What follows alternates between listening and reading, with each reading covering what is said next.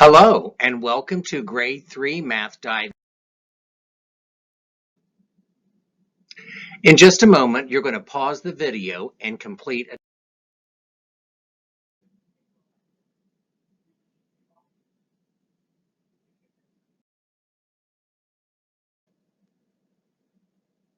So before we begin exploring with the task.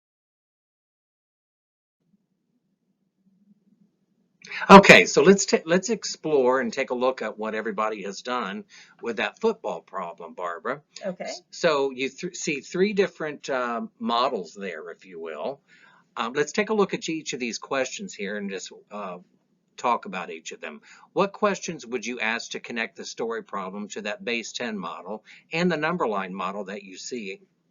Well, I'm going to want to ask with both of those models. I know one is concrete, one's more representational, but I want to ask where they see the section in each of those models. Okay. So in the base 10 model, it would be one row would be a section, whereas in the number line model, one jump is going to be one section. That's an important question to ask because because the models look different, those connecting questions are really important to see, oh, well, I do have a row of 300. On the number line, it's just a jump. Right. Exactly. Thinking about that middle question there, how does the equation, which we know we have 4 groups of 300, but we talk about basic facts when you're multiplying by 10 or 100, how does that basic fact connect to the equation here? Well, I see 4 jumps, and there are 3 things in each of those jumps, but each of those things happens to be a group of 100. There you go. Yes. I do see it. And that begins to then also, when you look at the pattern here, thinking about, well, if I'm looking for patterns, which you want students to do, I know 4 groups of 3 ones is 12. And if students are struggling still with multiplication at this point, when they get to this unit, you may have to take them back to that concrete piece. Well, when I'm looking at patterns, I would want to take them back to the concrete. I'd want them to build 4 groups of 3 ones and 4 groups of 3 tens and 4 groups of 3 hundreds and talk about the similarities and differences with each of those models. Yes, and I'm so glad you said, instead of just saying 4 groups of 30, it's 4 groups of 3 tens, building that with base 10 blocks to see, I have 12 tens. The value of 12 tens is 120. 4 groups of 300, I have 12 hundreds. The value is 1,200. And that would also kind of lead to misconceptions. What we hear a lot of when we think about multiplying by 10 and 100, we're adding what? What do a lot of kids say? Oh, we're just adding a 0, or we're adding 2 zeros. So that place value language is really helpful in dispelling that myth. Especially when you have something like 8 times 50. So 8 groups of 50. A lot of students will multiply the 8 groups of 5 and get 40.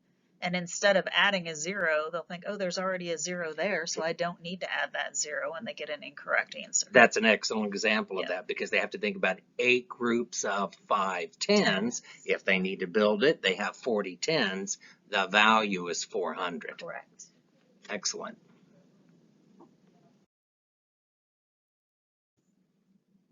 So now, thinking about abstract models, we can also think about the distributive property like we did in Unit 7 with 2-digit by 1-digit multiplication.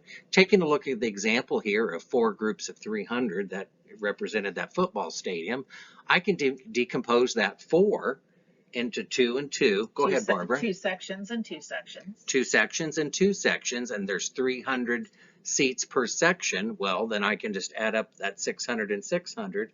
Therefore, 4 groups of 300 is 1,200. So it's using this distributive property, which supports flexibility of numbers, and really thinking about a fact that I understand. Maybe it even was rooted in 2 groups of 3, but they know that those 3 things are in hundreds. Right.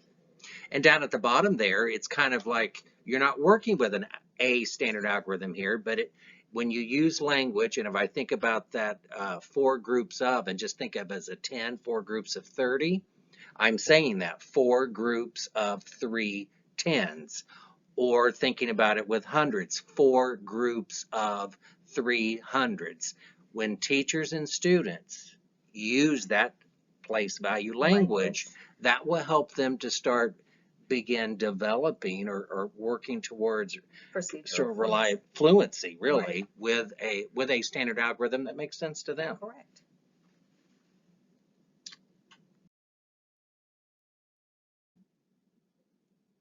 So there are 3 bulleted items here that address potential misconceptions when related to this benchmark.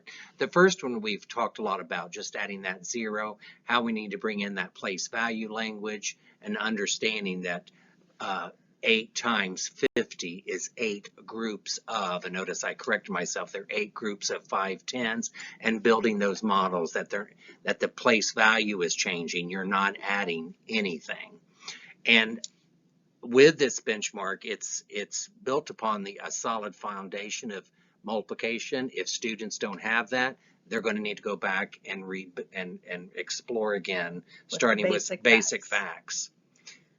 Right, and then that last bullet, thinking about skip counting by multiples of a number. So if I'm going to skip count by 20s, for example, I don't want to just have them rote count 20, 40, 60, 80, 100. I want to have tools out in front of me. So I will have 2 groups of 10, 2 tens, 2 tens, 2 tens, 2 tens in groups.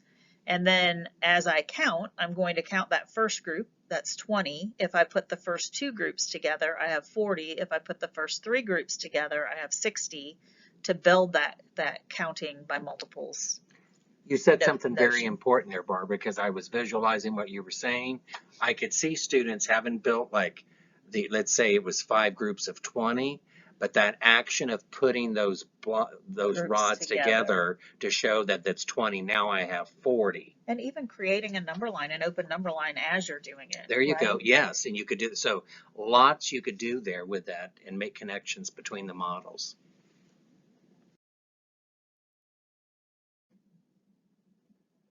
So this is just a recap of that concrete representational abstract or CRA process with this benchmark of multiplying a factor by 10 or 100 or 100 or a 10. Multiples of 10. Multiples of 100. There you go. Thank you. Beginning with base 10 blocks, connecting those to number lines, because you will see those in the Explore, and asking connections like you had asked earlier.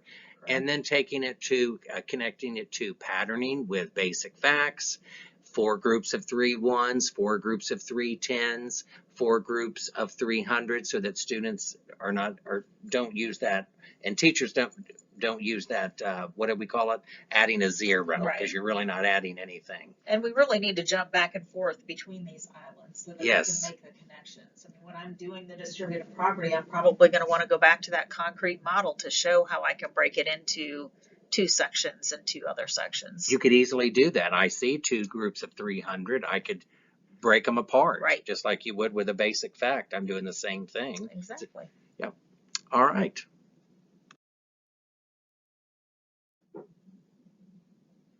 Thank you for joining us, and we'll see you at the next grade 3 math dive in 5. See you next time. Bye. Bye.